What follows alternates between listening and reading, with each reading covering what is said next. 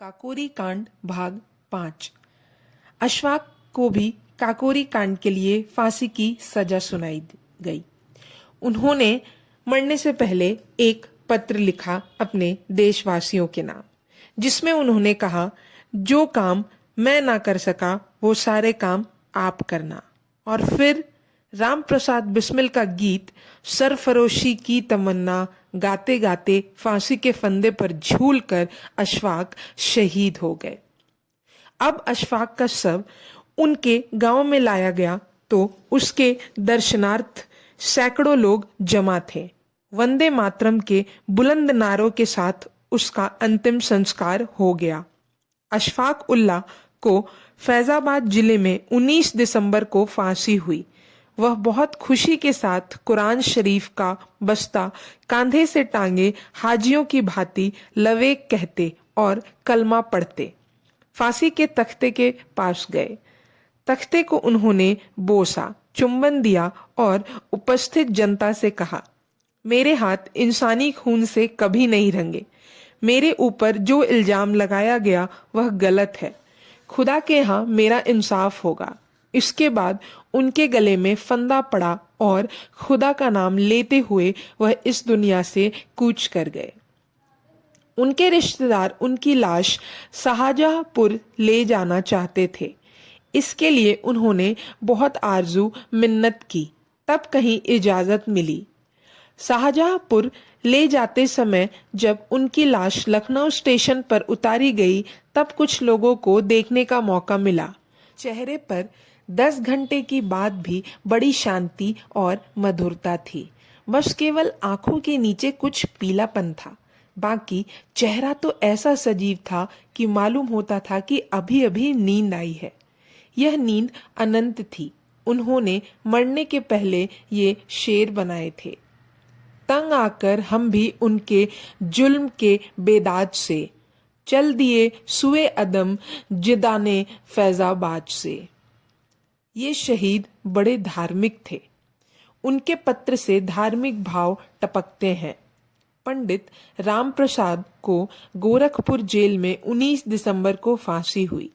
फांसी के पहले वाली शाम को 18 दिसंबर जब उन्हें दूध पीने के लिए दिया गया तो उन्होंने कहा, यह कहकर इनकार कर दिया कि अब तो माता का दूध पीऊंगा। प्रातः काल नित्य कर्म, संध्या वंदन आदि से निर्वित हो माता को एक पत्र लिखा, जिसमें देशवासियों के नाम संदेश भेजा और फिर फांसी की प्रतीक्षा में बैठ गए।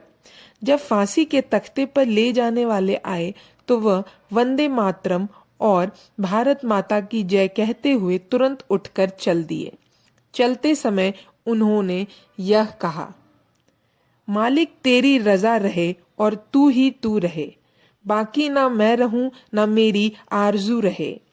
तब तक कि तन में जान रंगों में लहू रहे, तेरा हो जिक्र या तेरी ही जुस्तजू रहे। फांसी घर के दरवाजे पर पहुंचकर उन्होंने कहा, मैं ब्रिटिश साम्राज्य का विनाश चाहता हूं। इसके बाद तख्ते पर खड़े होकर प्रार्थना के बाद विश्ववाणी, देव, सर्वितुर रीतानी आदि मंत्रों का जाप करते हुए गोरखपुर के जेल में वह फंदे पर झूल गए। फांसी के वक्त जेल के चारों ओर बहुत कड़ा पहरा था। गोरखपुर की जनता ने उनके शव को लेकर आदर के साथ बाहर घुमाया। बाजार में अर्थी पर इत्र तथा फूल बरसाए और पैसे लुटाए गए। बड़ी धूमधाम से उनकी अंत्यक्रिया की गई।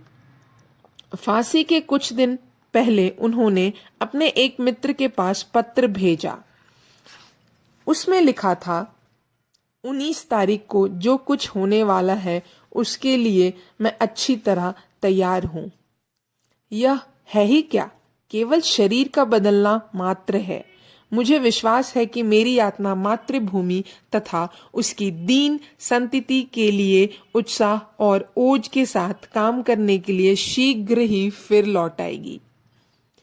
यदि देश हित मरना पड़े मुझको सहस्त्रों बार भी, तो भी ना मैं इस कष्ट को निज ध्यान में लाऊं कभी।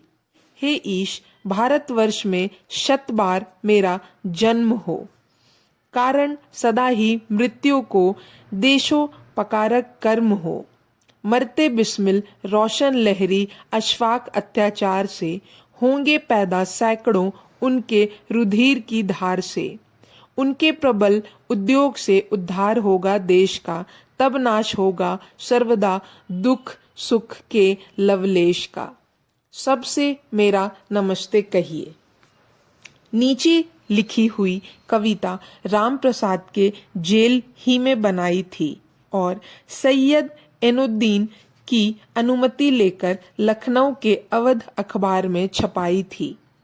इस कविता में एक शहीद हृदय का पता लगता है, इसलिए उसे हम यह उद्धत करते हैं।